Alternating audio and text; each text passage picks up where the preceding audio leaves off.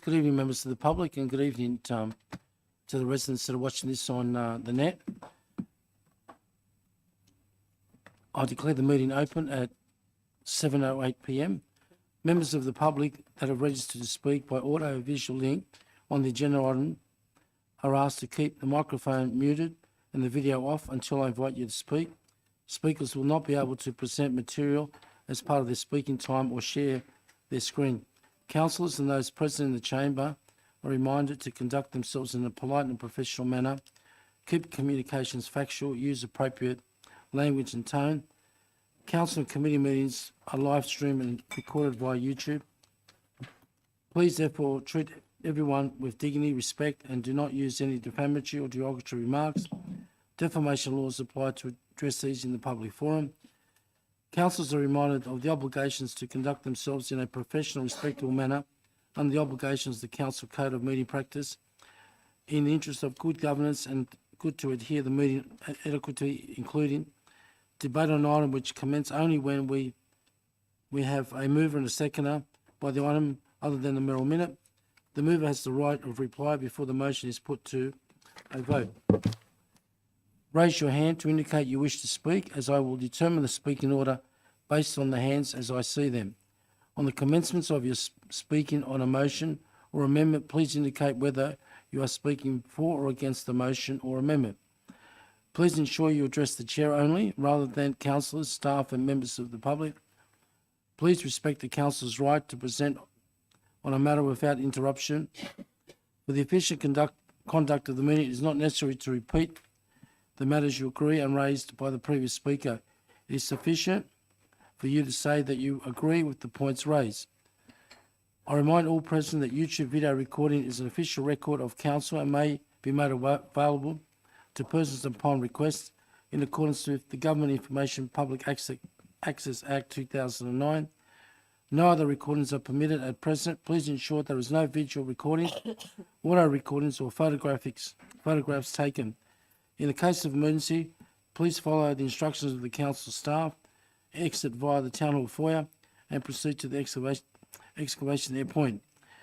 I'd like to acknowledge the traditional custodians of the Gadigal and Bidjigal people of the Eora Nation and pay respects to elders past, present and emerging. The people of the Eora Nation, their spirit and ancestors will always remain with our waterways and the land of our Mother Earth. I now like to invite Father Manuel Santiago from St. Thomas More Parish at Brightly Sands to open the meeting. Not here. Okay. Oh, sorry, yeah. Oh. So, Helen Toller. Welcome, Helen.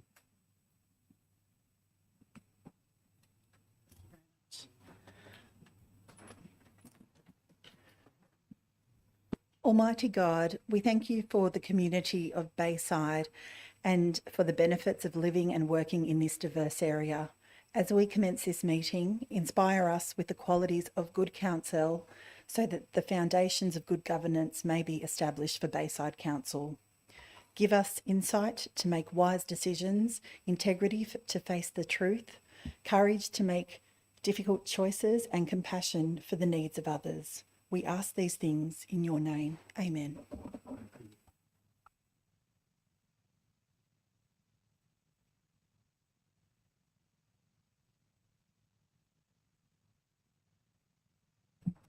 Thank you.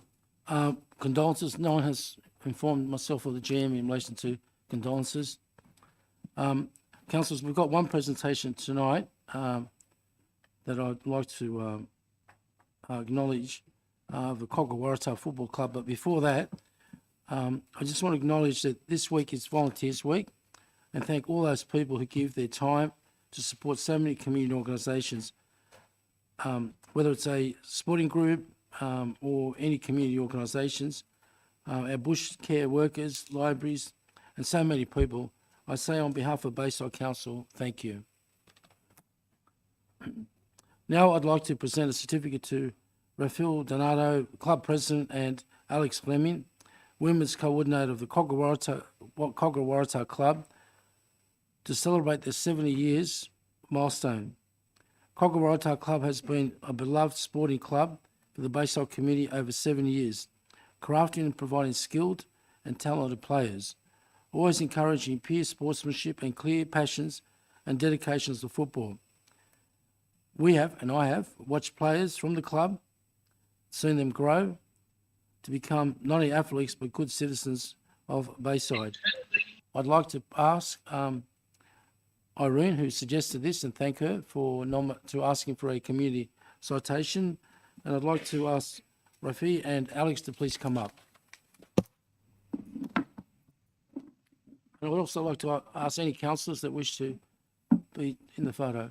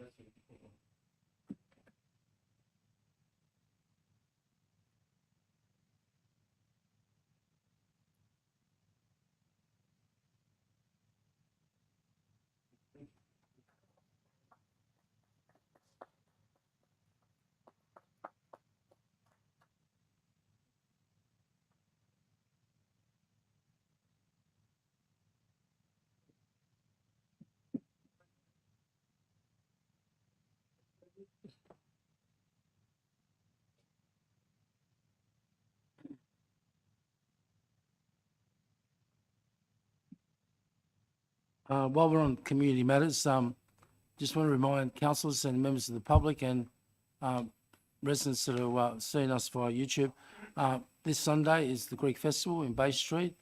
It's they're coming back, so providing the weather is fine, I encourage you all to come on Sunday in Bay Street. I know that the community, and particularly the business community, is looking forward to for this event to happen. Yep. All right. Now we're just going to move. We've got Councillor Naji will be attending the meeting in relation to audio visual links. So if I can have someone moved by Councillor Muscat, seconded by Councillor Jensen. I'll put it all in favour, say aye. Those against no, declare carried. Welcome, Michael.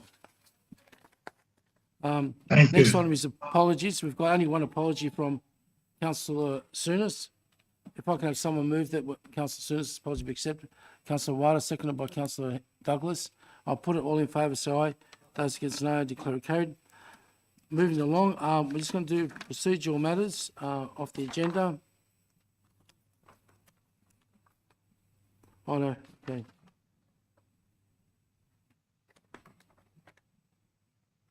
So we're doing the interest? The interest?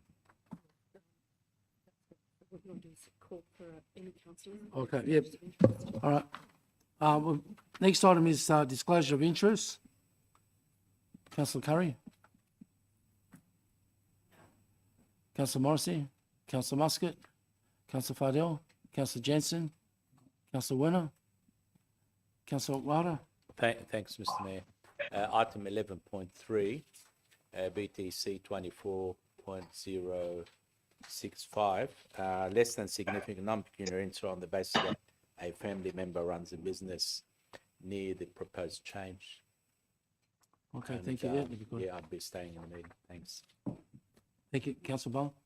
Councillor Hannah. No. Councillor Douglas. I have a few. Item 11.1 CS 24.012, the Bayside Urban Forest Strategy draft. I declare a less than significant non-pecuniary interest on the basis that Peaceful Bayside has a campaign for a significant tree policy. And I will be staying in the meeting for consideration and voting on the matter. Equally, notice of motion 12.2, the Camray Greenway. I declare a less than significant non-pecuniary interest on the basis that Peaceful Bayside is campaigning for state government support for the Camay Greenway, and I will be staying in the meeting for consideration and voting on the matter. And notice of motion 12.3, toilets for Bonner Park. I declare a less than significant non-pecuniary interest on the basis that users of Bonner Park and the Sans Souci Community Veggie Patch are members of Peaceful Bayside, and I will be staying in the meeting for consideration and voting on the matter. Okay, Councillor McDougall. Councillor Severett. Neither have I. If I can have someone move that they be recorded, moved by Councillor Curry, seconded by Councillor Morrissey. I'll put it all in favour, say aye. Those against no, declare it carried. Minutes of the previous meeting that was held on the 24th of April. If I can have someone move it, Councillor Muscat, seconded by Councillor Fardell. Any speakers? If not, I'll put it all in favour, say aye. Those against no, declare it carried. Mineral minutes, there's no mineral minute. Next item is items of exceptions. I'll go around the meeting. Councillor Curry. 10.7. Yep. Councillor Morrissey. 10.5. Councillor Muscat. Councillor Fardell. Councillor Jansen. Okay. Councillor Naji. No, nothing. Okay. Councillor Werner. 11.1, please, CS 24.012. Yep. Okay. Aye. Councillor Wada. Councillor Barlow. Councillor Hannah. Councillor Douglas. Councillor McDougall.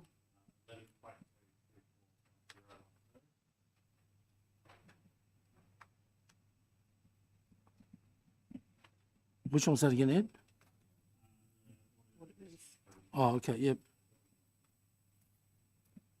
Okay. Councillor Severett? No, neither have I.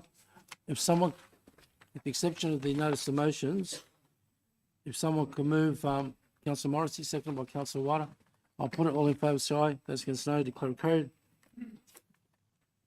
Okay. Tonight we have 5 speakers on public forum. The first speaker tonight is on 10.4, which is the Cooks River Alliance. Mr. Andrew Thomas, Dr. Andrew Thomas, if you'd like to please come up. You've been allocated 3 minutes, sir. And welcome.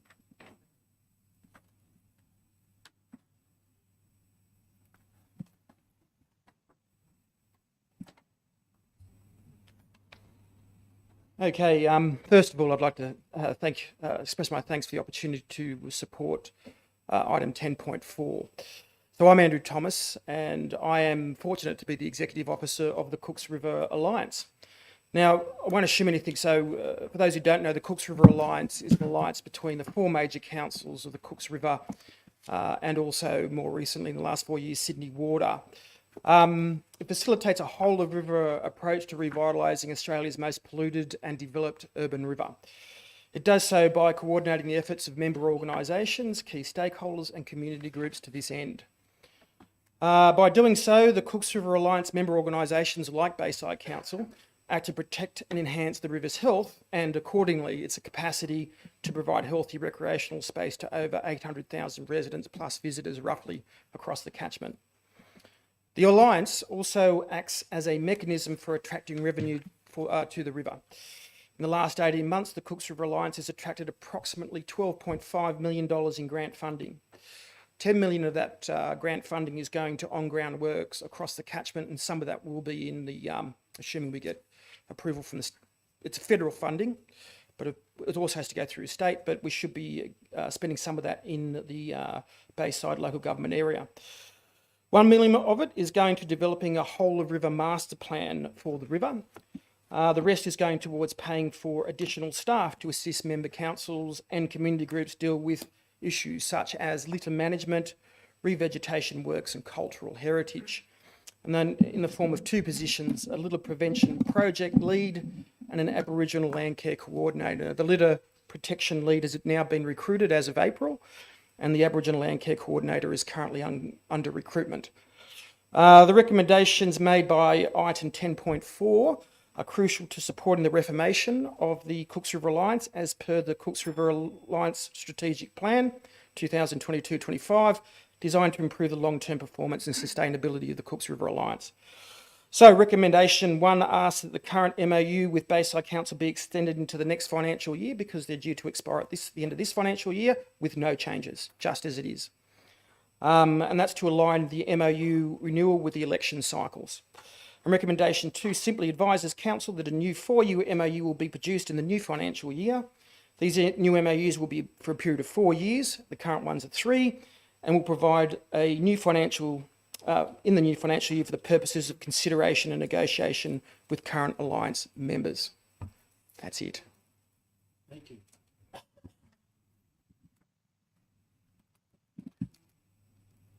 All right, councillors, we're on 10.4. Moved by Councillor Jensen, seconded by Councillor Douglas, sorry. Any speakers? Yes, thank Councillor you, Jensen. Mayor.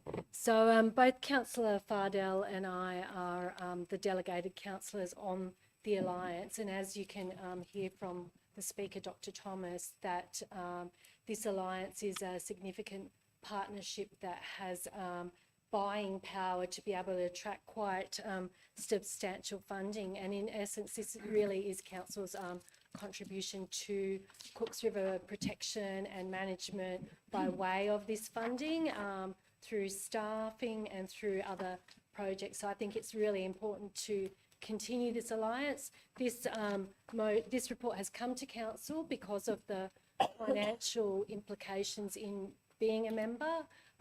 So the sort of increase there in the finances really is a small adjustment for inflation, which will be also negotiated, I believe, at the time of the new MOI. So this essentially is extending another year. So it's quite a simple report, but needs to be here because of the finances. Thank you. Here. Councillor Douglas? I want to support this this report and this ask for this contribution. I don't think we can overstate the importance of this group in terms of what they do, both for the river but for the bay as well, because everything that flows down the river ends up in the bay. So that contribution of $80,000 would actually allow us to save a bunch of money further down the line, because it prevents things like plastics coming down into the bay. And what I've seen, keeping an eye on the Cooks River Alliance, is they are doing great work that we can really appreciate here in Bayside. So I fully support the officer's recommendation. Thank you. Any other speakers? Councillor Morrissey? Thank you, Mr. Mayor. I'm certainly supportive of the program and the motion before us. And it's just a question, though, around the ongoing, if the Alliance is looking to re-sign or re-engage member councils, I'd be curious to know in the report that comes back to council what the impact is if they don't get 100% support. So while I would be confident Bayside will maintain support, what would the impact be if anyone drops out? Is that impact, for example, one of increased expenses for Bayside, or is it a drop in service or programs from the Alliance? So I'm happy for the director to take that question on notice, but I think it would be important to know what the impact would be if it doesn't retain 100% support of existing members. Thanks. All right. Councillor Werner? Well, I think it's important to know what the financial impacts are. I know that, for example, one of the projects is a wonderful festival of the river. And I've actually heard from a few residents of Bayside who went to that festival, and it would be a real shame to lose that, for example. So I think while we should think of the financial impacts, we should also think of the other impacts, of making that decision. Thanks. Here. Any other speakers? If not, I'll put it. All in favour, say aye. Those against, no. Declare it carried. Dr. Thomas, can you just pass on our best wishes to your committee? And this decision was a unanimous decision. Keep up the good work. Thank you. And the next speakers we have tonight is on 12.3, which is the notice of motions, toilets at Bonner Park. And we have Loretta Garcia, and he's just a resident.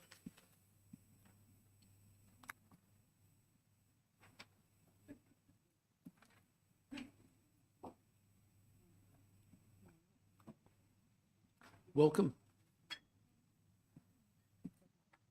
Good evening, everyone, and thanks for the opportunity to speak. Bona Park is in Sans Souci. It's located between Sandringham Street and Ritchie Streets, and it has a creek flowing through it. It's become an absolute recreational hub. It is an attractive green space with an off-leash dog park. It has a playground that was updated during COVID, and it has the Sans Souci Veggie Garden, of which I'm a member. And we're into our 5th year of operation. And as a member of the Veggie Patch, I know that several preschools have requested an excursion in our space to learn about where food comes from. These preschools are Rise and Shine Carlton, Alfred Academy Early Learning Centre, and Sans Souci Community Preschool. Unfortunately, they haven't been able to proceed with this excursion because toilet facilities are mandatory and we don't have toilet facilities. At the other end of the spectrum, we have our aged care facilities and disability facilities that are also potentially users of this space, but unfortunately they cannot access the location because of the lack of toilet facilities. In the development of our garden over the last 5 years, we've worked towards making it more accessible. We've worked really hard to make level surfaces and garden beds that are at a height for older people and others that are a height for children. So we've done a lot of backbreaking work to make our garden accessible. And I know that all these groups would benefit from the fact that we may have toilet facilities in the future to increase the accessibility. So I hope that you'll consider these factors and increase the use of this fantastic outdoor recreational space. And let me say, it's free. Thank you. Thank you. Councillor Douglas? Did you want me to move the motion? Yep, moved by Councillor Douglas. Do I have a second? Councillor Sedrak? Councillor Douglas, you have the floor. Thank you. This motion asks for a report on providing toilets at Bonner Park where the disused Scout Hall has been. Have you ever been a mum or a dad at the park when kids need to go and they just need to go? Or perhaps during or after pregnancy, or you might suffer from a cancer, or your bladder control is just not what it used to be. Should you be forced to stay at home and not enjoy our green spaces? Providing toilets in parkland is crucial for improving accessibility for several reasons. Access to restroom facilities is a basic human necessity. Without toilets, visitors, especially those with certain medical conditions, disabilities, or elderly individuals, might find it challenging to spend extended periods in the park. Accessible toilets cater to the needs of all park visitors. It promotes inclusivity and ensures that everyone can enjoy the park experience comfortably, like the school children and the preschool children the speaker mentioned. So having toilets supports young and old and everyone in between. Any other speakers? Councillor Sedrak? I'll just be really brief. Thank you, Councillor Douglas, for bringing this forward. Look, I pretty much agree with everything that's been said. I want to thank the Speaker for coming out. It's great that it's quite in the heart of Sans Souci. The amenities away from this are pretty much on the beach, which is quite further away.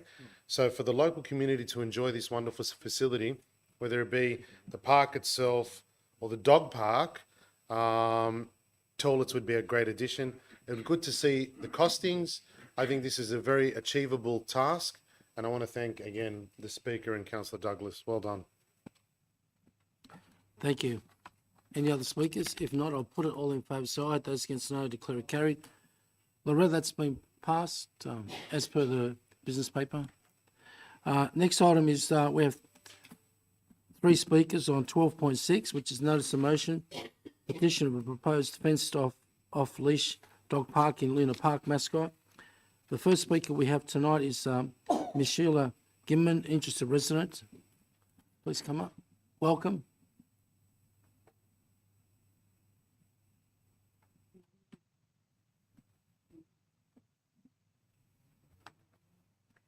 Hello. On the 3rd of April, I lost my best friend, my beloved dog Moose, on his first birthday. He was tragically hit by a car on the intersection of Linear Park on Church Avenue. This unfortunately isn't the only tragedy to have happened on this road. Another dog, Dobby, sadly died crossing the same park less than a year ago. These incidents highlight the absence of a designated off-leash area for canine exercise in the Mascot Station precinct.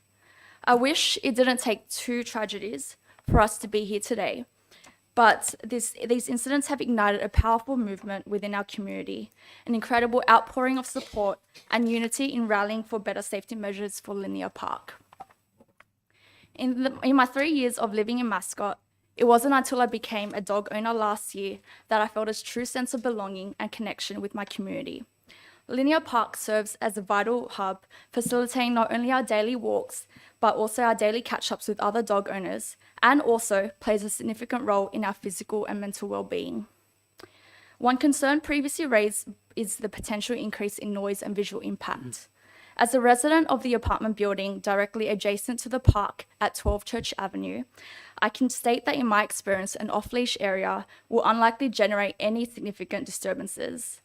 My observations are further reinforced by conversations with many of my neighbours and who share this same perspective, and many of those use Linear Park.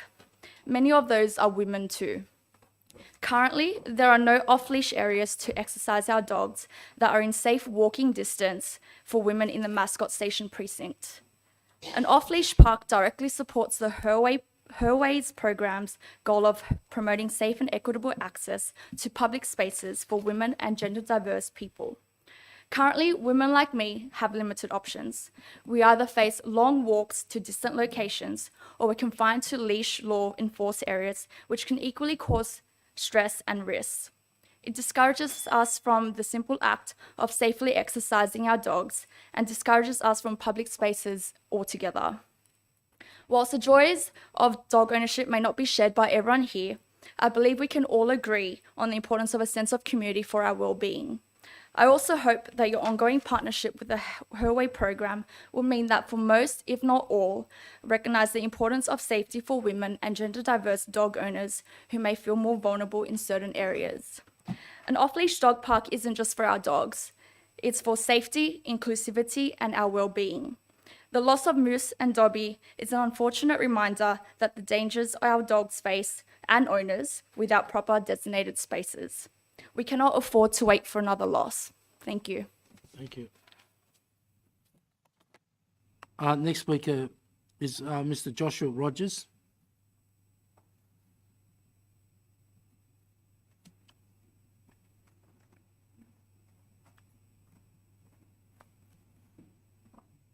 Welcome. Council, I'm going to be speaking for the motion for a designated off-leash dog park in Linear Park.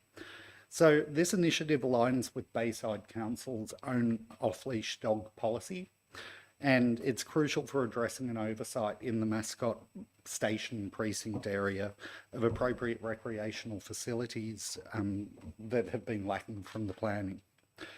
Mascot Station Precinct is a high-density residential area. It houses approximately 13,000 people within a 0.3 square kilometre area. This translates to one of the highest density populations within the Bayside Council area. It's grown exponentially over the last 20 years. I actually lived in one of the first apartment blocks there and then moved out of the area and came back about 3 years ago. It was previously all industrial, and it's now been turned into all high density residential. So 100% of residents in that area live in high density apartments. We do not have a safe area where we can walk our dogs and let them exercise properly off leash, which is something that is critical to that type of area. The absence of a dedicated off-leash park, it poses safety risks to residents, children, dogs and other road users. Linear Park spans from the corner of Gardens Road and Aridin Street up to Coward Street, and it's central to the impacted population. The location would allow for appropriate facilities at minimal cost to council. It already does include features like water sources. It has lighting already installed. It already is a area that is used by local dog owners, but having a fenced area would prevent dogs running into the street. Now, obviously, it is not meant to be an off-leash dog park at this point in time, and that is because it is surrounded by busy streets. But in the absence of any alternative, dog owners are left with no choice. So we propose that fencing the area of Linear Park at the corner of Gardens Road and Aritten Street for this purpose, because of the fact that it is boundaried on one side by the electricity substation. That would actually reduce the noise impact on nearby residents, and also it would reduce the construction costs, hopefully, because there is actually a fence already on two sides of that. And as I said, the cost should be minimal because all of the other facilities that are required by council for an off-leash dog park fenced area are already there. Obviously, there are other considerations like Sydney Water owning the land that would need to be addressed. Sure, thank you. Noise pollution from aircraft, heavy traffic and industrial activities. The Mascot precinct is already a loud area, so we believe that the noise impact from a dog park would be minimal in any case. A fenced area would ensure the safety of both dogs and other park users, allowing for harmonious use of the space by both groups. The community benefits of the facility extend beyond safety. The Mascot dog community has formed strong bonds and offers support and friendship to its members, including those that have no one else. These connections enhance the overall well-being of our residents. I would urge council to consider this motion for the off-leash fenced dog park area within Mascot. Thank you, sir. And the final speaker tonight, on the same item 12.6, Mrs. Marlene Sutton.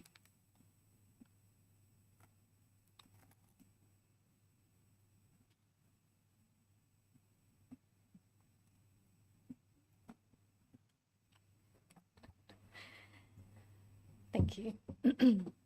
Good evening. My name is Maddie Sutton. I'm here to talk about the petition that has led to this motion, which I understand has now been submitted to council. The petition calls for a fenced off-leash dog park and linear park in Mascot, and was drafted in accordance with the Bayside Council petition policy, in particular clause 2.3 relating to online petitions. The petition developed following consultation with the dog owner community in Mascot, and in particular the Mascot Station precinct. Overwhelmingly, the community call was for specifically a fenced off-leash dog park and linear park to make use of the only public green space in Mascot Station precinct. Following this consultation in mid-April of this year, the petition was created electronically and circulated through Mascot and Bayside Council Facebook pages. Residents of Mascot also took flyers with a QR code linked to the petition and did letterbox dropping in the Mascot Station precinct, and copies of the QR code were hung around Mascot. As a result of the publicity of the petition, there has been a much heightened sense of community, not just with dog owners, but with dog lovers, and Mascot has come together to discuss the many benefits of having an off-leash dog park, including the well-being of the dog-owning community, otherwise confined to apartment living, as well as the safety and happiness of our dogs being able to play unhindered, together with the safety of road users, park users, and anyone else traversing Linear Park, because the play of dogs is confined to one area. There has been nearly a decade of talk and promises to convert Linear Park into a resident-friendly space, including proposals for things such as basketball courts, coffee shops, outdoor gyms, etc. All of these things residents don't want or need, and some of them already exist in the area.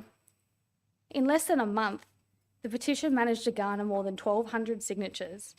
Dog owners in Mascot already utilise the Linear Park space for their dogs on a daily basis, as it is the only public grass space in that area.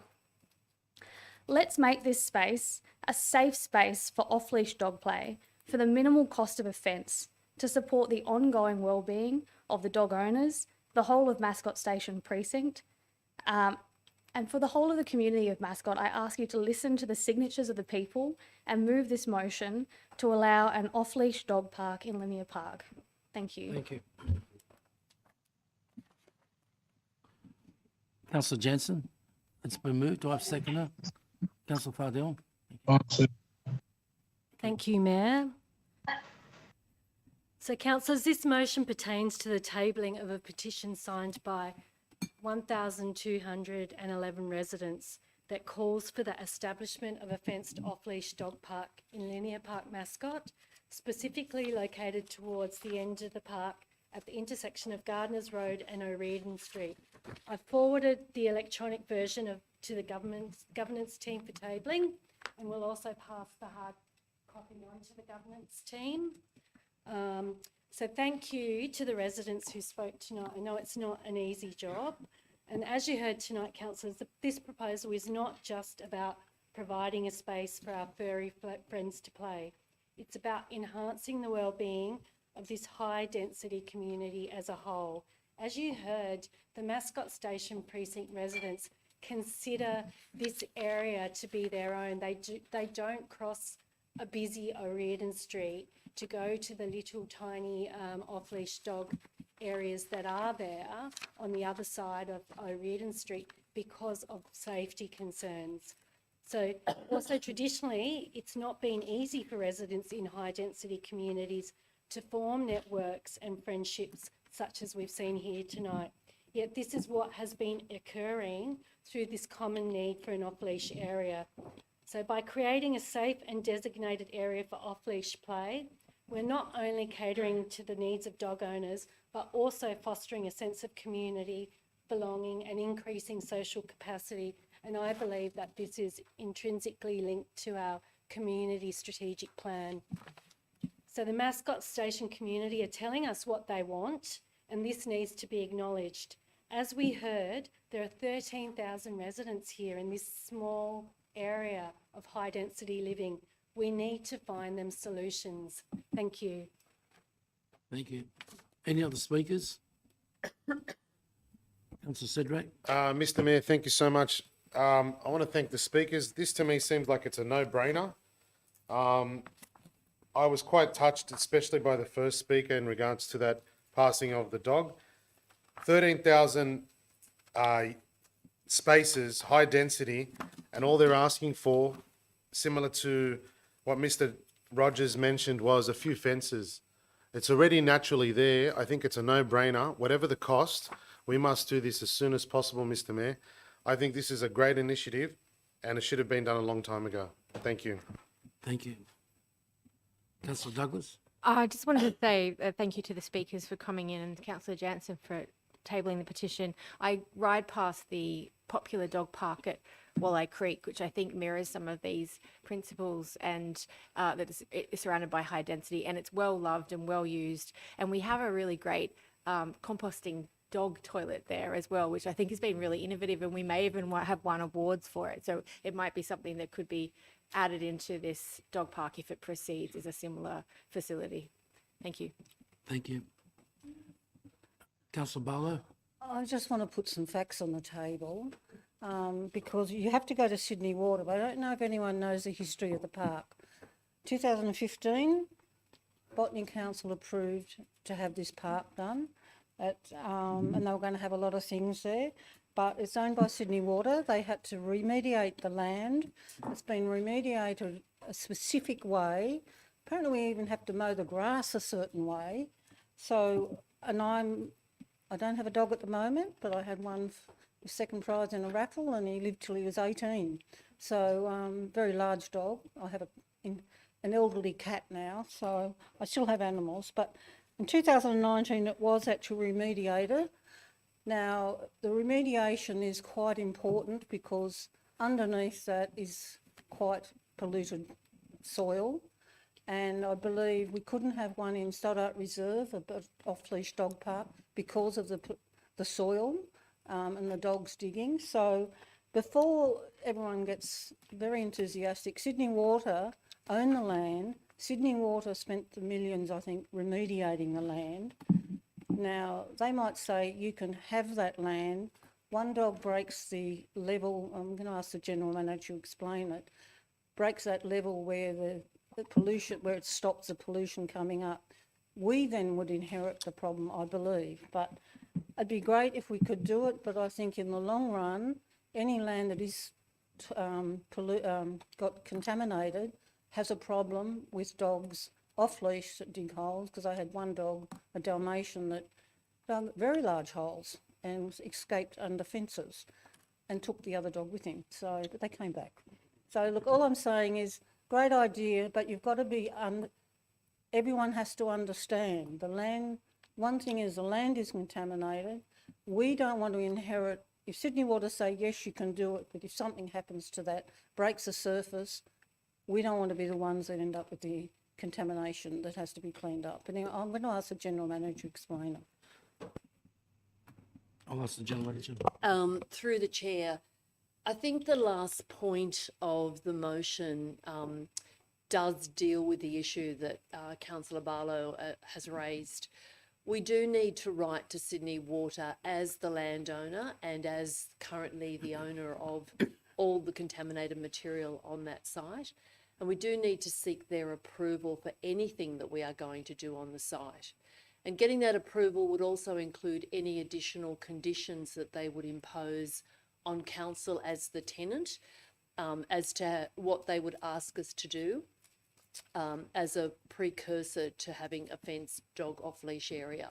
So I think it's really sensible we write to Sydney Water, we find out exactly what's required, and then we can come back to council and explain that fully. And Councillor Curry? Yeah, thank you, Mr. Mayor. Look, I think at the end of the day, it's a park that's well utilised, and, you know, if there are issues there, they need to be resolved and they need to be managed by the owner of the land. So they need to commit. It's a site that's currently being used by dogs, by people, so they have a responsibility to ensure that. So can I just add that, you know, that we write to Sydney Water by the beginning of next week, so we're not dragging this on for weeks at a time. Just on number 3, just as a first step, that council writes to Sydney Water prior to next Wednesday, so we move it along quickly. Thank you. Okay.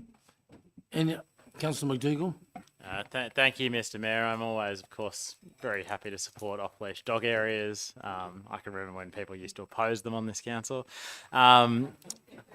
Look, I was going to raise some of the issues that Councillor Barlow raised, but I think they really highlight that we don't just need a fence here. We do need some investment. This is an incredibly highly utilised piece of green space.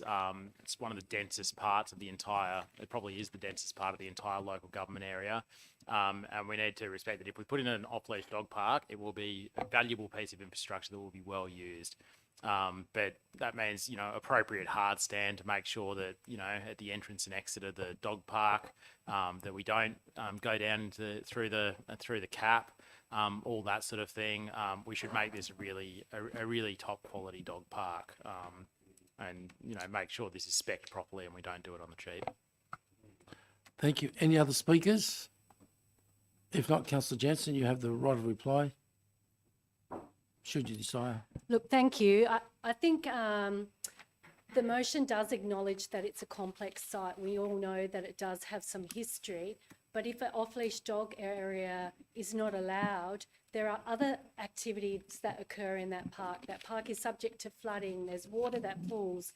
There are holes that naturally form already. So residents are already living with risk. So if it's unable to be an off-leash area, then residents will ask the question of, you know, what we're already here. There are things happening. So either way, we need to find solutions to make this a safe and usable space for these residents. Thank you. I'll put it all in favour, say aye. Those against no, declare it carried. Ladies and gentlemen, those that spoke tonight, this was a unanimous decision as per the public document. Thank you for coming to the meeting. You're quite welcome to stay. There's nothing on telly. All right, now back on the agenda. According to my notes,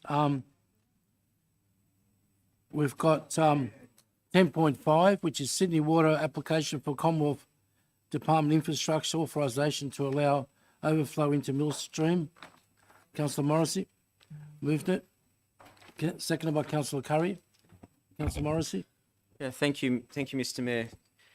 The reason I pull this out is I firstly just want to thank the Directorate and the staff for putting together multiple reports or collating all the information that is available. Firstly, it's interesting that it's available, but we weren't really aware of it, so we need to engage a little bit more. I was noting the actions there. They range from completion dates of 31st of December 2024 to the 31st of March 2027, and there's 5 major actions, primarily in relation to grit barriers or something to do with grit. There was a long report. What's missing though is actually when it will stop. That's still the problem that is unclear. So we've got 150, 180 pages of documents, but no, with these actions and responsibilities and due dates, but no clear accountability on Sydney Water as to when it will actually stop. And I thank the director for picking this up. I noticed that the letter has, I'm not sure if it's been sent yet or it's okay. So that's really the key point. It's great that Sydney Water are taking all these actions and are engaging with all these stakeholders, and it's very corporate and bureaucratic, and it looks great, and there's pretty pictures everywhere. But it actually doesn't tell our community when they're going to stop putting poo into the pond. That's the heart of the matter. So I'd just like to add another, that the report be received and noted, and that the quarterly updates, when provided by Sydney Water, be tabled at the appropriate committee following receipt of that report. Because I've been talking about this on behalf of the community and fellow councillors since we first became aware of this in 2017 at the inception of Bayside, and nothing much has changed. And if the action plan is going to go until mid to late 2027, I think it's important to keep that on the agenda. The other thing is, there was a part of the last motion was that we include our local members on the correspondence. So if you can just add that number 3, that the information provided to council today on the 22nd of May also be provided to the local MPs in accordance with the original motion. Thank you. Thank you. Any other speakers? Councillor Jansen. Thank you, Mayor. I acknowledged in this report there are a lot of pages, but there was some information that was provided that said that there were 0 odour complaints across a period. I didn't know that we could actually make odour complaints, so it might be prudent to find these details to be able to make the odour complaint and issue that complaint line somewhere on our website, because I know that often people drive through, particularly around Mill Pond area, and say, gee, it's a bit smelly tonight. So I never knew that we could actually make an odour complaint. So are we able to add to the motion that we promote the odour complaints line on council's website?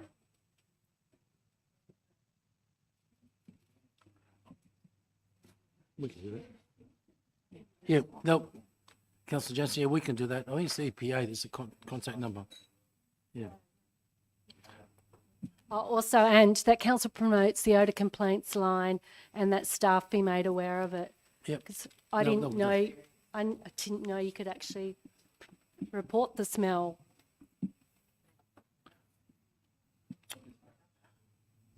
All right, any other speakers? Councillor Morrissey? All right, I'll put it all in favour, say aye. Those against no, declare it carried. Moving along, 10.6, which is progress report. Mr. Mayor, can I just interrupt? We didn't move items by exception. We did. Quick. 10.6, progress report on council notice of motion. Oh, Councillor sorry, yes, Jansen? I'll move that. I pulled that one out because I noted that the Christmas lights competition is proceeding as part of one of the motions. So the original motion, I think, called for a report to come back to council. So I was just wondering what, because it says that the budget has been included, but just wondering what that budget figure was.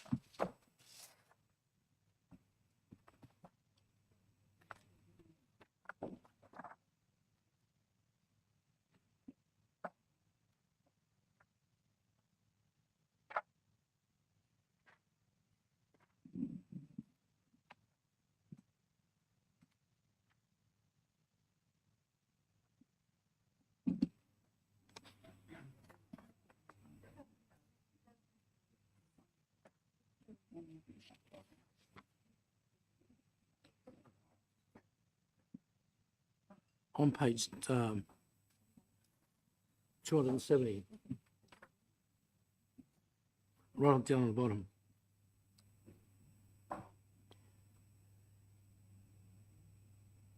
Oh, sorry, that's the competition.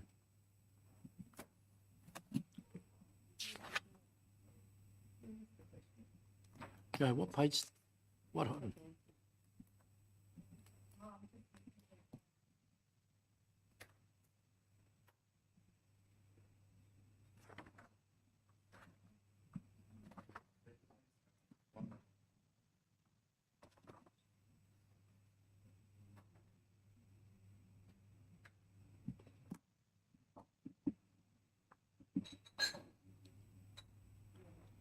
So yeah, it does say that it's $5,000, but it did say that there was a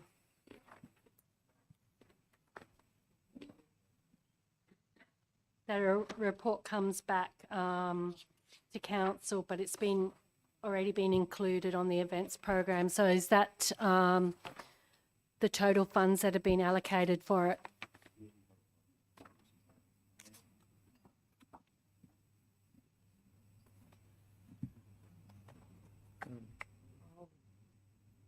Would you like to answer that? Yeah, I'll get the general manager to comment. I think that particular item refers to the notice of motion brought by Councillor Hannah around residents' Christmas light displays. At the time, I think there was some clarification, and it was 5,000 in total that was allocated as prize money for the winning residents. And that's, I think, is what's reflected in the update that's included in tonight's report. You okay with that? Right, any other speakers? If not, I'll put it all in favour, say aye. Those against no, declare it carried. 10.7, response to the notice of motion, develop a business case for the amalgamation of Bayside Council. Moved by Councillor Curry, seconded by Councillor Morrissey. Councillor Curry, you have the floor.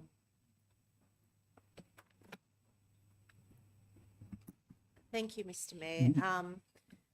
Just wanted to say that appreciate the work that's been done and acknowledge that, you know, it was a tight timeline, and just want to thank the staff who contributed and put together a report. And, you know, I'm sure all councillors will agree that it's a very interesting report. Thank you. Thank you. Any other speakers? If not, I'll put it all in favour, say, oh, No other speakers, Mr. no. Mayor? Any other speakers? I'll have right of reply. Oh.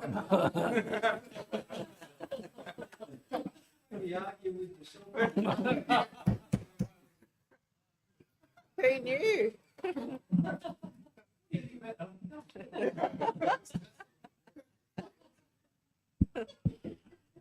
Very good.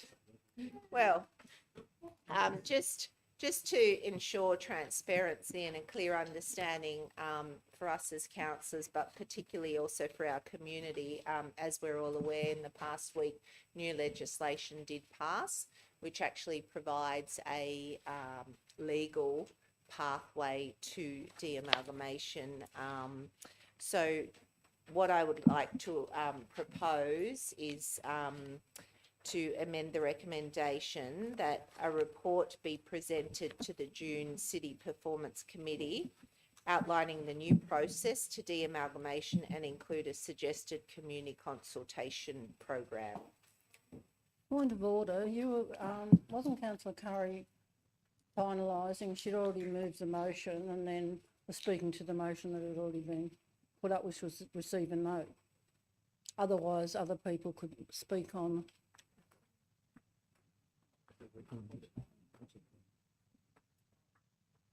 I'll get the general manager. Yes, the Confusing. code of meeting practice would normally say the person who rises to move the motion actually puts their alternate motion up at that time. But given that we haven't yet voted on this motion, I think we would be able to include point 2, and the chair could open it now for anyone who wants to speak on the second point. I think that's the most practical way of dealing with it. So reopen the debate. If anyone wants to comment on the June Corporate Performance Committee proposal, this would be a good opportunity to do so.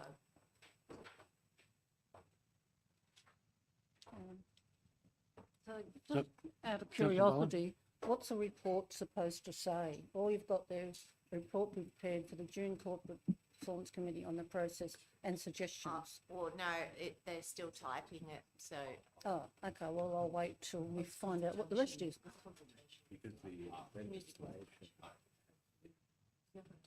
I know legislation.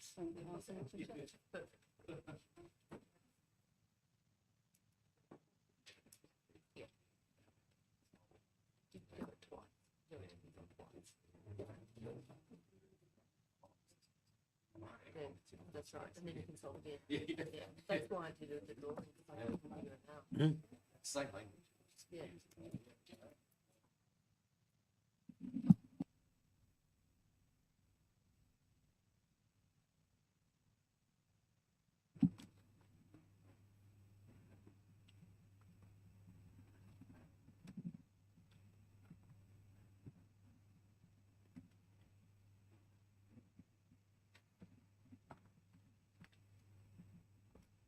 That's it? Councillor Douglas? Could we include in that suggested community consultation program that council also suggest a community consultation program about the impact of the merger on the councils and what issues may need to be addressed to increase community satisfaction, and what reasons residents and ratepayers have for wanting to demerge, and report that back to council? Because I think the question for me here is the why. There has so far been no reasons presented to this council, no justification for spending any money on this or staff time. I'd like to know what the profound issues are that would warrant up to $50 million to separate out the councils. Could that $50 million instead be spent on rectifying the issues in a more targeted, deliberative, solutions-focused way? $50 million would cut the grass on a lot of verges, fill a lot of potholes, and fix a lot of streetscapes. Many of our council events were held in the Botany area this term of council, but no residents mentioned to me anything about a demerger. And the bigger questions for me are around the opportunity cost of a proposed demerger. It is clear in the report it could delay major works and upgrades. So the Botany Aquatic Centre upgrade would be at stake, and the Brighton car park renewal. Residents across the whole of Bayside would be negatively impacted by this. So first, we also need to do the legwork and answer the question of why which is why I last time put up a foreshadowed motion for community consultation on the issue. Let's find out what the issues are and get that also reported back to council. Any other speakers? Councillor Barlow? Just a few comments about the legislation which is now embedded in Parliament. And conveniently, I said last time I was here, I'm happy for a demerger only if the government pays. It should not be up to the ratepayers to lose money over this at all, not even the $100,000 to do a poll. That's an exercise station, I found that out. And I think every park would actually love one of them, but it's too expensive. But it was section 218CC, where they've inserted the cost of de-amalgamation. It's admits fully funded, and that's now offset the fund. And where was it? The section is that there will be no fully funded. There is no money now for anybody when it's funded. So that's written into the legislation now. So before that, the funding was, it was fully funded by state government. It is now not funded by state government. It's funded by the ratepayers of the councils, and it was, where is it? And so what you've got now is, happy to say the demerger, but I did find the former City of Botany Bay embargo as their financials when we first merged. That report, I must admit, that report is brilliant for what the time they had to do it in, and it's damning on both. You know, to think. My question was, and it is mentioned here, is where is the if it's demergers, where is your administration building? Now, a few of us here went through that building when we first merged, and it was a pretty sad building, and it's a shame it wasn't rented to someone before. But so look, I honestly do not know. I get the same people saying the same thing about merging. Barton Park was brought a lot of things going on about why haven't we got one of these? Why haven't we got this? It's all about us and them. It should be one council, and we should be talking as one council and not saying, you know, there's so much being done. And when you go to a smaller council, you get smaller funding, so you won't be able to do the grandiose things we're doing at the moment. So it comes down to what, I don't know why, it's fine, the people have said they do not like it, but I'm happy if the state government wants to fund it, and I said that last time, the local government minister is the person you should be lobbying to get the money, but if he does it for one, he's got to do it for all, and he refused, Boundaries Commission refused Inner West, and former councillor James McDonald's got a property in, I'm trying to think where it is, and they've been given the red light, the green light to demerge by the former government, and then the new government went out there and said, you've got to pay, and they can't. So it's got to the stage where I feel personally, we have been one of the most successful merged councils. And it's a matter of convincing, I don't know what people are complaining about. I've asked people and they've got nothing to say except, oh, got a pothole here, or this plant needs something, you didn't sweep the leaves up. I can't work it out, but anyway, it's up to the councillors to actually start talking to them and saying, well, this is what we do, and anyway, I'm just happy if the state government wants to pay, that would be a very different matter. Okay, thank you. Just before Councillor McDougall, Councillor Curry and Councillor Morrissey, the suggestion by Councillor Douglas, do you want to incorporate that, or we treat it as a foreshadowed? That's what I was seeking clarification on. Is it a foreshadowed motion or is it an amendment to the motion before us? It's amendment. So we're getting off track. We're not making a decision on amalgamation or de-amalgamation. It says we receive and note the Despot business case. We've all seen that. And then we're saying, for the interest of everyone, we want to know what the next steps are. So what we're asking is a very simple report, and I know there is a schematic that's available and things that, that's been circulated, to say, report back to councillors so we can all have transparency on what a consultation may look like and how that's going to be done. That's it. We've got a report. We don't stop. We say, great, now what's the next step? So what? That's all we're seeking. So Councillor Douglas, respectfully, we're asking for, we want to include a suggested community consultation program, and you're saying include a suggested. Okay, so I'm not supporting an amendment or addition because all we're saying is include a suggested community consultation program. That's exactly what we're asking for, and you're saying include suggested ways for our community consultation. It's the same thing. So I'm not supporting a change. I want to remove that. We're going to the motion is to receive and note the report, and then at the Corporate Performance Committee, which is under the directorate of Mr. Sheridan, is to say what's the process and what does consultation look like. That's it.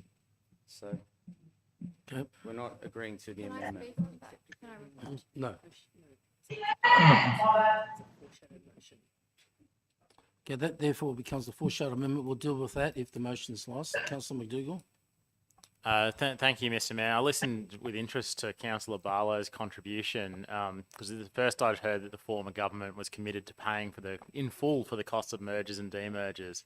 And I do have a vague recollection that our council did go through a merger in the lost in the annals of time. But does anyone within the administration remember whether it was fully funded by the former government? We got shortchanged. Shortchanged. No, it was if in the legislation it said fully funding if you demerged. If you got approval for demerger. But I did see a no from the general manager. I don't think she turned her microphone on, but no, they did not fully fund our merger, and I'm sure they would have not fully funded our demerger. I just wanted that cleared up. All right, any other speakers? I mean, what I'm trying to put up as an amendment is that a suggested community consultation also deal with the why. Because at the moment we have a process to de-amalgamate, and it included a suggestion community consultation program about what? It doesn't say. Is it about de-amalgamation? Is it about community dissatisfaction? Is it about what? Like, it's very unclear what's been put up, and I think we need to look at those reasons why, and I'm trying to expand on what you've put up, Councillor Curry, through the chair, to say that make it a bit more explicit what is actually going to come back to council as a suggested community consultation. Okay, any other speakers? Okay, Councillor Curry, right of reply. Look, where we're at the moment is there's a new process. So for transparency, we need that new process published for our community to understand what that looks like. The second part is, okay, if part of that new process for de-amalgamation incorporates community consultation. So what we're saying is, well, if council determines to go down that pathway, what does that look like? So, you know, I understand, but you're a step down here already. So at the moment, we just want to understand the process. And once everyone is clear on the process, then we can, council can then determine the why, the how, the what. But at the moment, it's just outlining what that would look like in order to meet the new legislation. Thank you. That closes the debate. All those in favour of the motion, it's been moved by Councillor Curry and seconded by Councillor Morrissey. All those in favour say aye. Those against? I declare it carried. Next item is 11.1, Bayside Urban Forest Strategy. I think Councillor Werner, you pulled that out.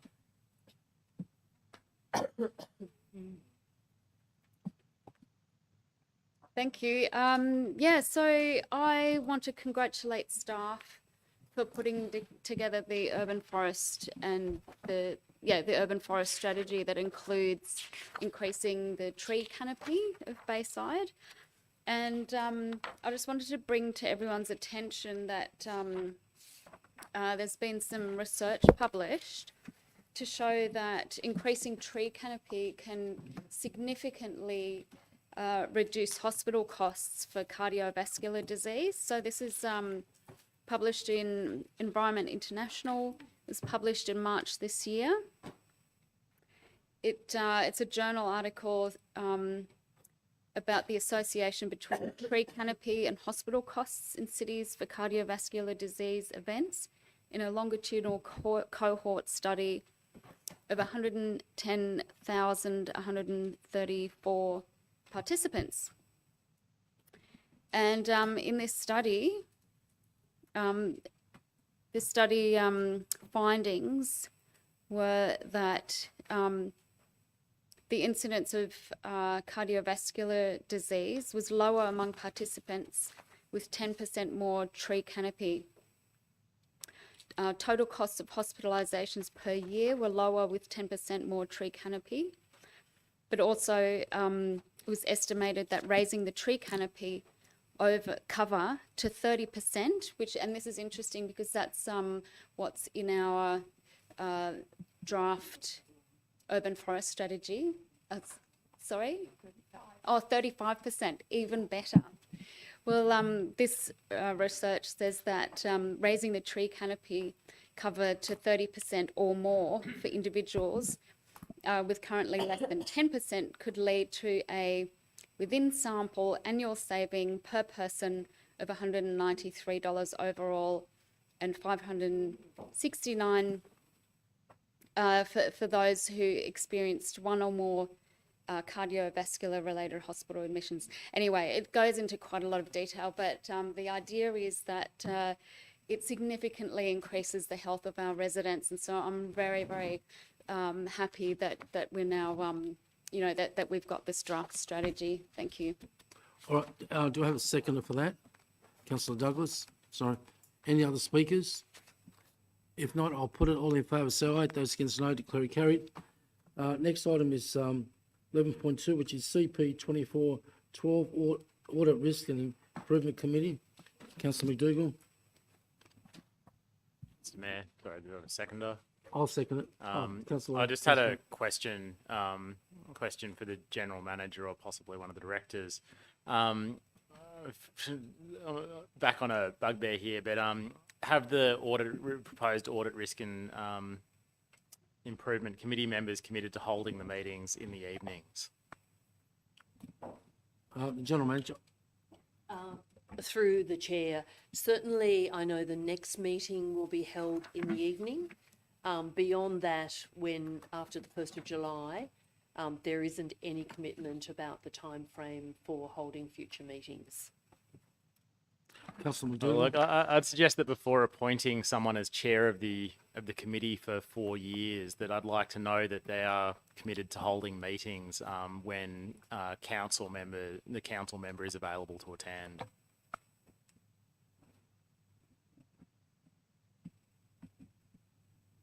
Can we apply for the appointments, propose to any appointments subject to satisfactory response to that?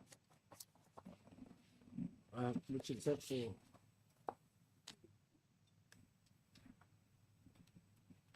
Have a conversation with the proposed chair. We will have conversations, Councillor McDougall, and take on board the suggestion that should be. But, yeah, respectfully, I still think it needs to be subject because although there's going to be no councillor voting members, it's still a committee that councillors should be able to attend if they choose to. And we're not talking about the councillors here tonight, but also in the next term. We're talking it for an appointment up to 2028. So I know Mr. Serkins, and I'm part of that, so I know they're all fair and reasonable people, but I don't think we can exclude potentially new councillors coming in who might want to act as observers, if nothing else, going to meeting when most people on council have commitments during the day. So the 6:30 time slot in line with the previous motion that was endorsed by this council should apply to that.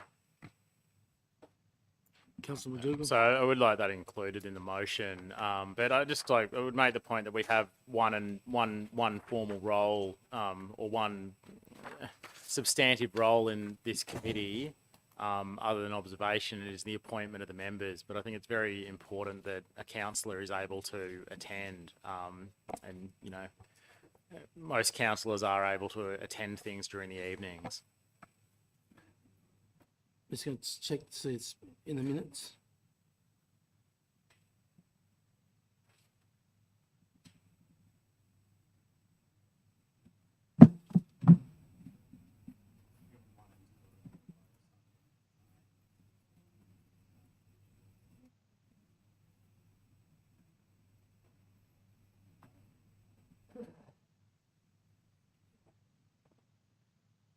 You okay with that, Ed? It says evenings.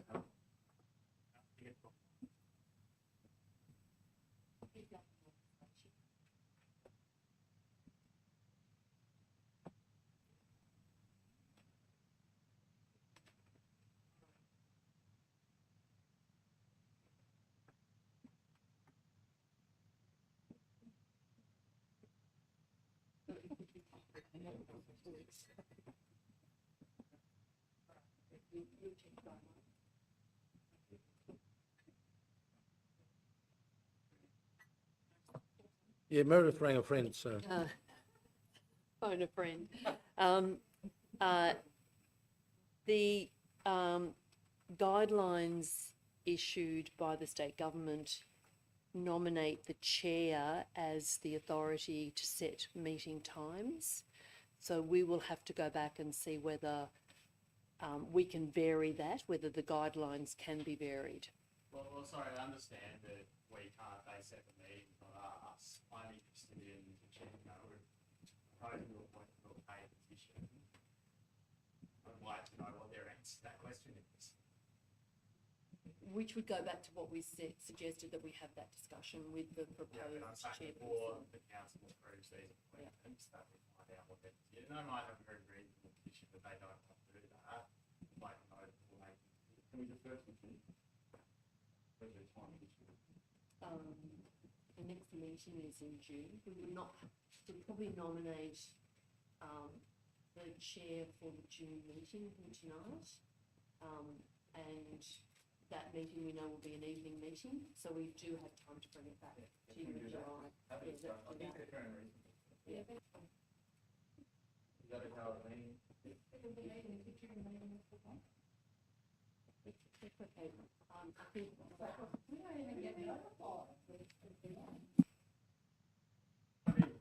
No. This is the only point at which we have this. We don't have to announce at the time of the meeting. So I'd like to get that feedback from the applicants. So why don't we defer the recommendations that are before you tonight and simply say that the council appoints Mark Sercombe to chair for the June meeting of the AREC, and that further discussions take place with the members about their availability for evening meetings for the future meetings. And then we'll bring it back to you All next meeting. All right, so it's been deferred, as outlined by General Manager. Is that, you okay with that, Ed? Yeah, all right. So this will come back to June's meeting.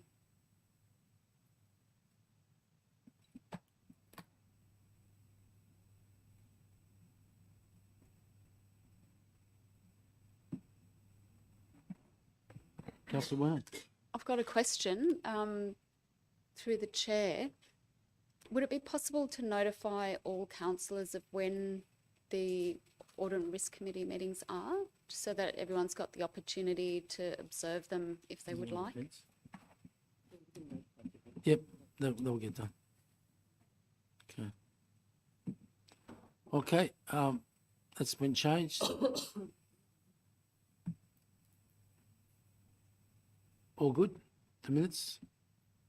Okay, I'll put it all in favour, say aye. Those against, no. Declare it carried. Next item is BTC 24.065 Mitchell Street, Arncliffe. Proposed time parking restrictions. Not sure who pulled that out. I move by Councillor Wada. Do I have a seconder? Councillor McDougall. Any speakers? If not, I'll put it all in favour, say aye. Those against, no. Declare it carried. We're on notice of motions, which is 12.1, notice of motion. I think Councillor Hannah, that's yours. Moved by Councillor Hannah. Do I have a seconder? Councillor Douglas. Councillor Hannah, you have the floor. Thank you, Mr Mayor. Look, hopefully this will be fairly non-controversial, despite the fact that it's involving plaques from Prime Ministers from both sides of politics. And it actually brought back memories. And I think I owe an apology to Councillor Jansen. I'm just going to deviate a little bit here, but I think it was 2 meetings ago that she bounded up to me before the meeting with a big smile to alert to me the fact that it was World Cheese Day. So perhaps it was more of a grin. And I've been thinking about it ever since, Mr Mayor, and I now realise that she was just trying to encourage bipartisan support. Anyway, look, this... yes, it's taken me 2 meetings to think that one up. This is... I love to churn out those cheese jokes. But, Mr Mayor, this Prime Minister's Walk with the plaques is a lovely place to walk, Yes. I've got to tell you. It's an escape from busy roads and people absolutely love it. So it's a little bit disappointing. I didn't realise, but apparently the centenary of Federation funding was only for essentially 100 years worth of Prime Ministers. Now, we did overshoot and we had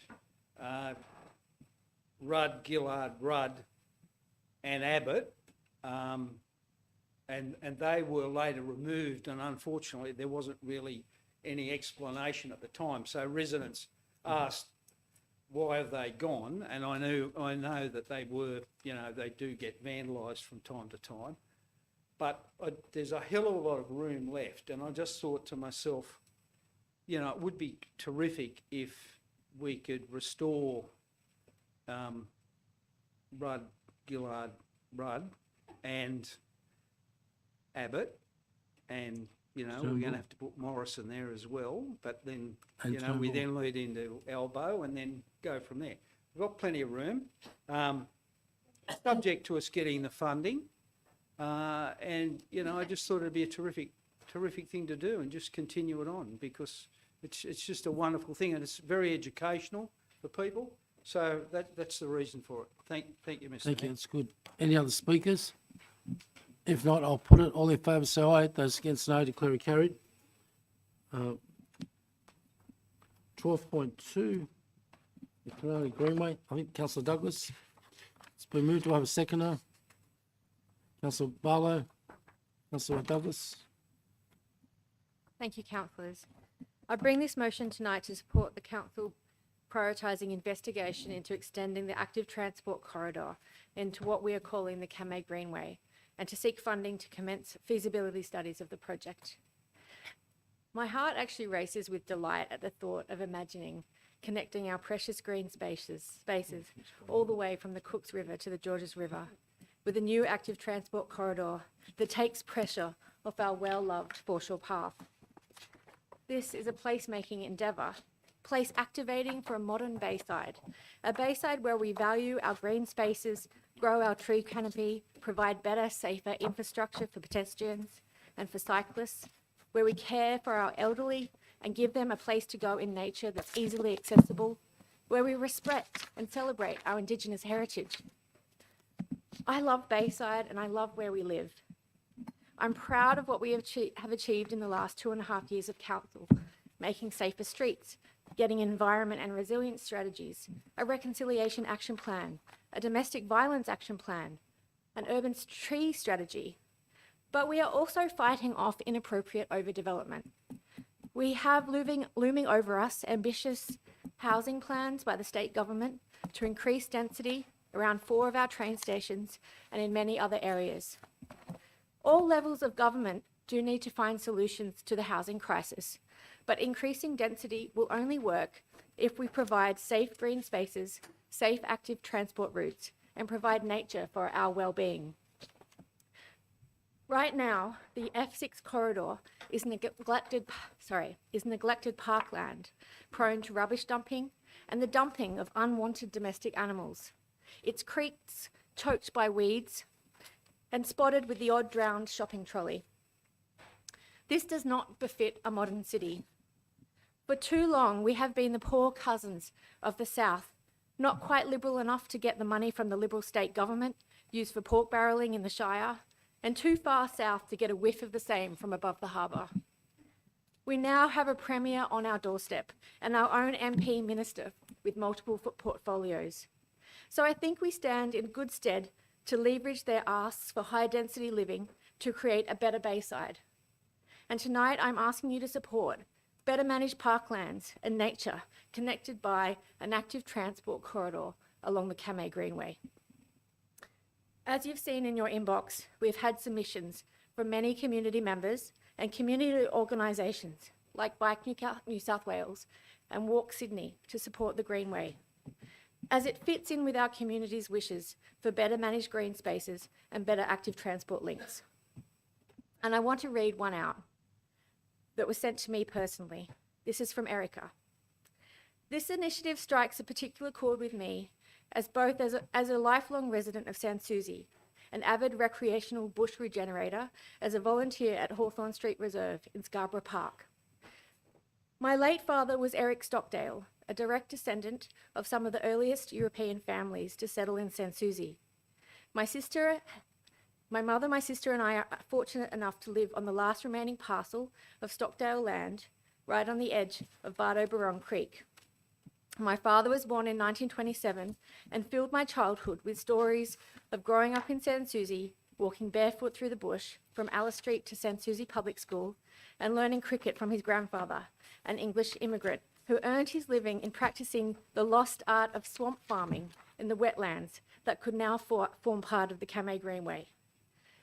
While there are many idyllic benefits of living on Bardo Barong Creek, included being surrounded by horses, wetland birds, and watching families visit the creek to spot eels, the overgrown reeds bordering the creek make it an appealing dumping ground for unwanted furniture and, more distressingly, undesired domestic pets. And increasingly, choke creeks and storm water drains have made our property subject to more regular flooding in recent years. And she goes on. So like Erica, and like many residents and community groups who have made written submissions on the issue, I ask you to support this proposal for the Council to prioritise investigation into extending the active transport corridor into what we're calling the Kamei Greenway, and to seek funding to commence feasibility studies of the project. Thank you. Any other speakers?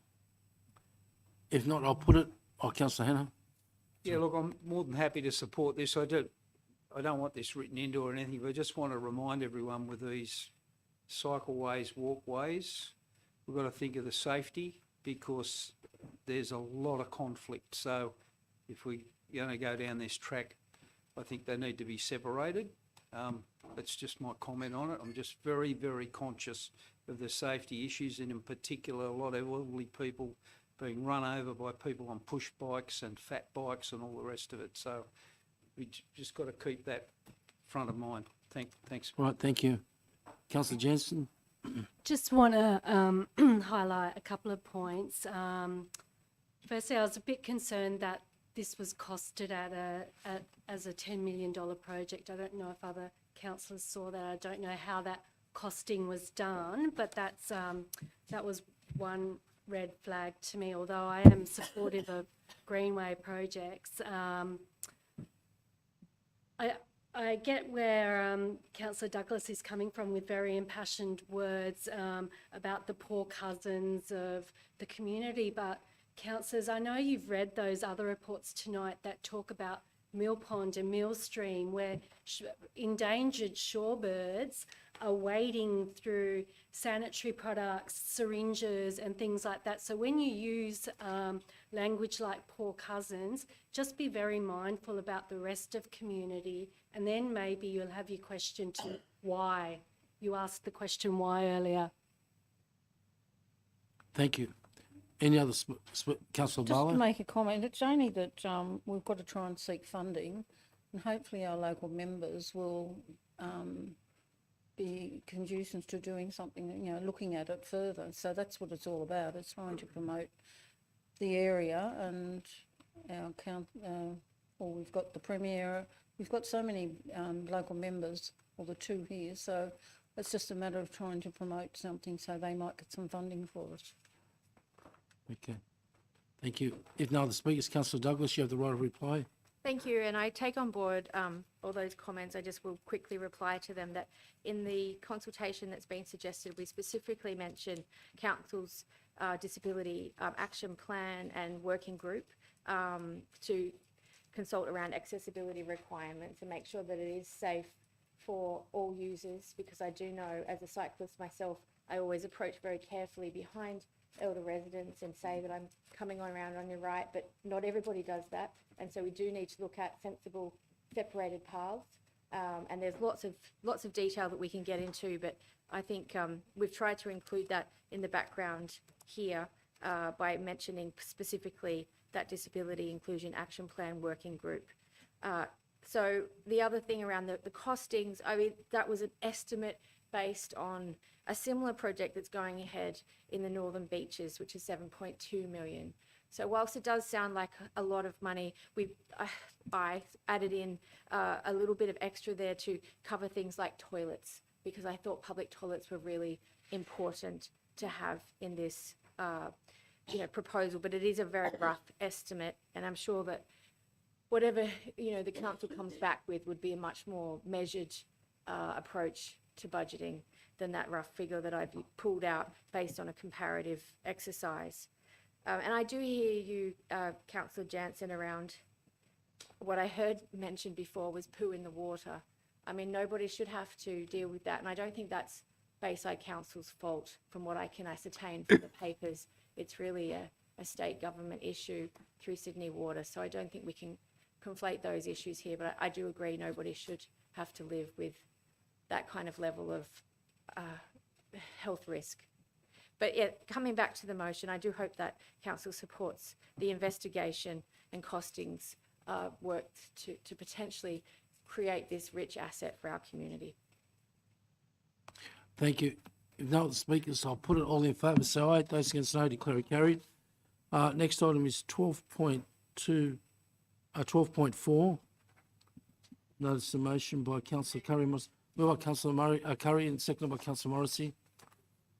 Any speakers? Councillor Curry. Ooh.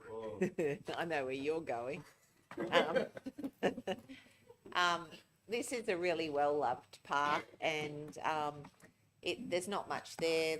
It's got an off-leash dog park, and it's a real spot where community come and connect, but there's actually nowhere to sit.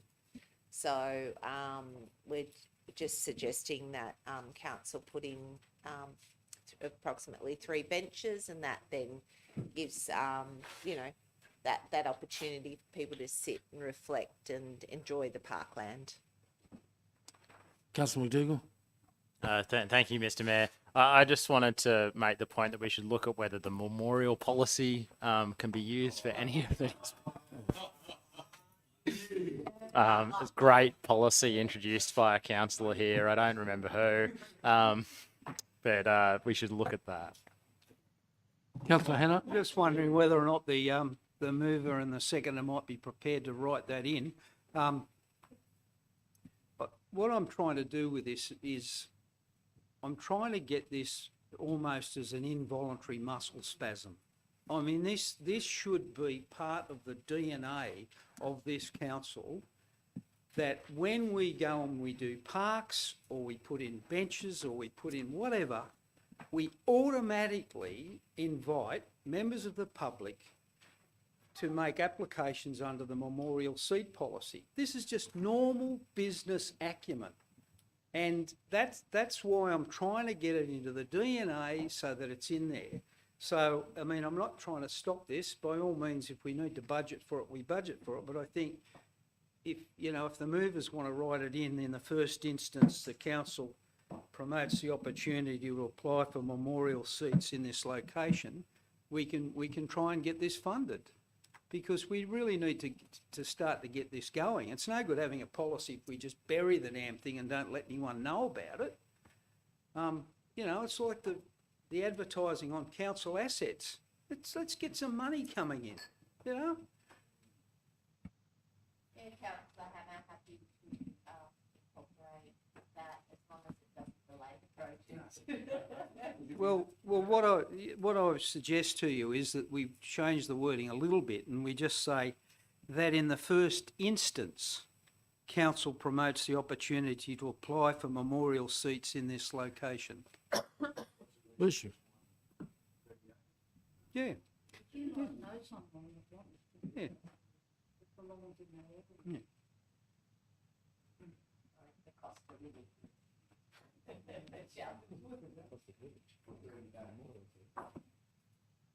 All right, that's an agreement. All right, I'll put it all in favour, say aye. Those against no, declare it carried. 12.5, Councillor Muscat. Moved by I'd like Councillor to Muscat, move that- seconded by Councillor Jansen. Thank you. This motion brings up a lot of recognition for war veterans, especially our Anzac Remembrance Day, but it mainly focuses on males. Women have played a big part in the war effort, but have not been recognised.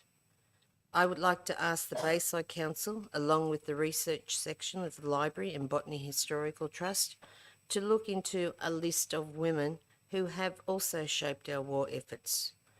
Many women have been involved at land, air and sea, working with the War Department, whether it be on the front lines, as nurses, intelligence departments, just to name a few. We haven't been acknowledged. I had a look up and there were some women that served with the Royal Australian Navy Service, the WACS, the WAVES, the WASPs. Sounds awful, doesn't it? But that's their names, the abbreviated names. Women have served along our male counterparts since 1899.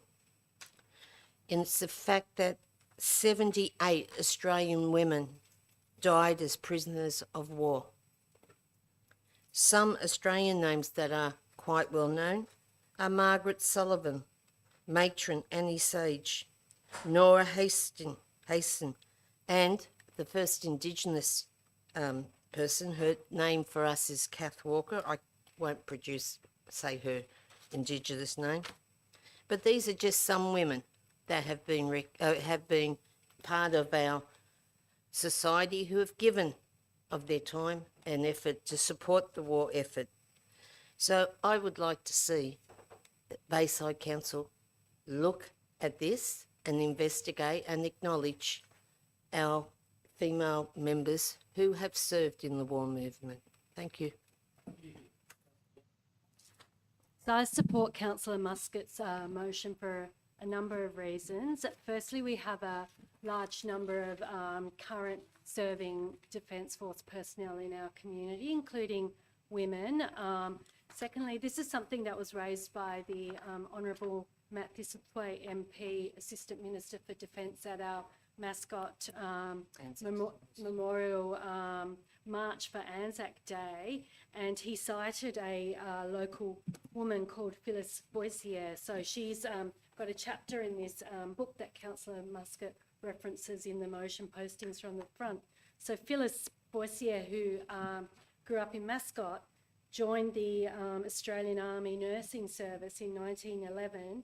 She received a Red Cross award, plus was the first female JP and first woman to receive an MBE. So the Honourable Matt Thistlethwaite MP also mentioned that we're not recognising the contributions of these women.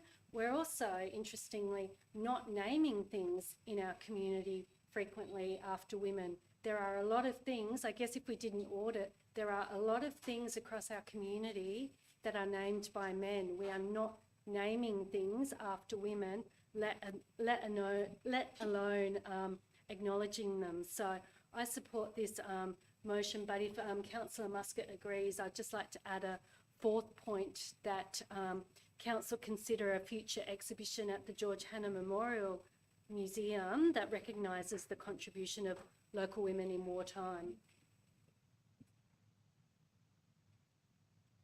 Would you be happy with that? Okay. Yep. Thank you. That's a good suggestion. Jenny, it's up to you. Um,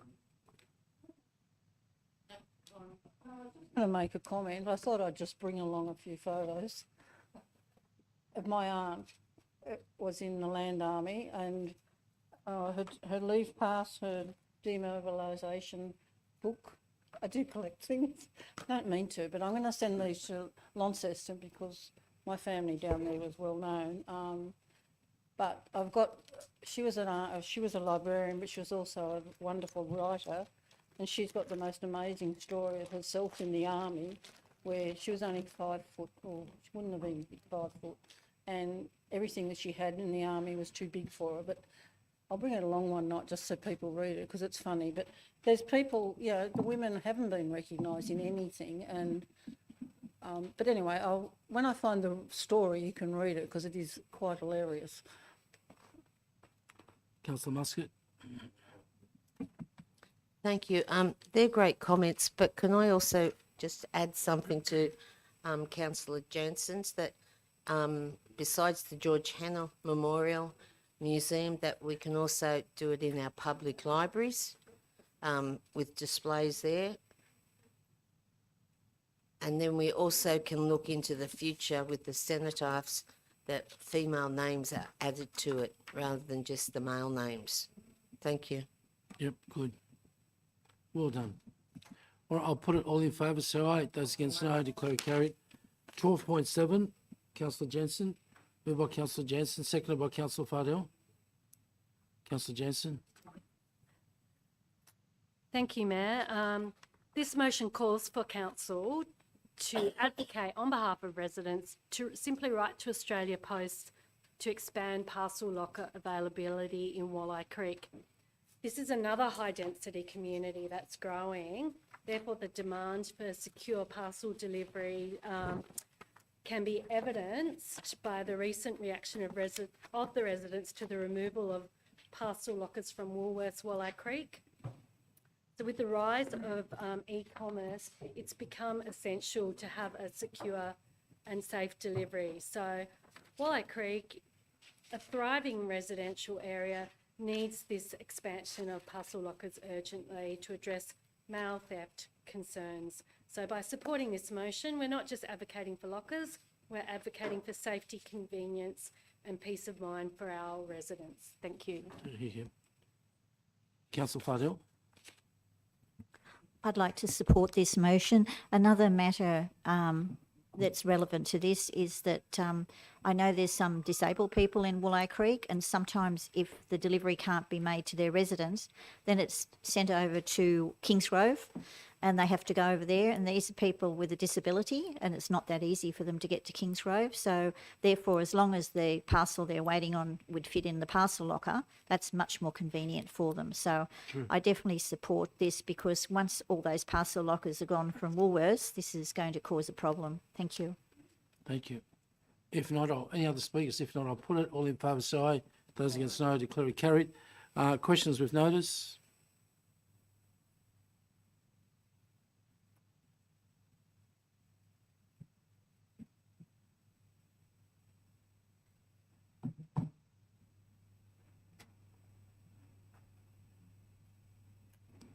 Is that only one? Is it?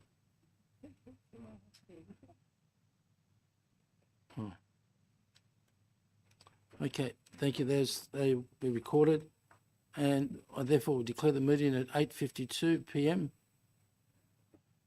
closed.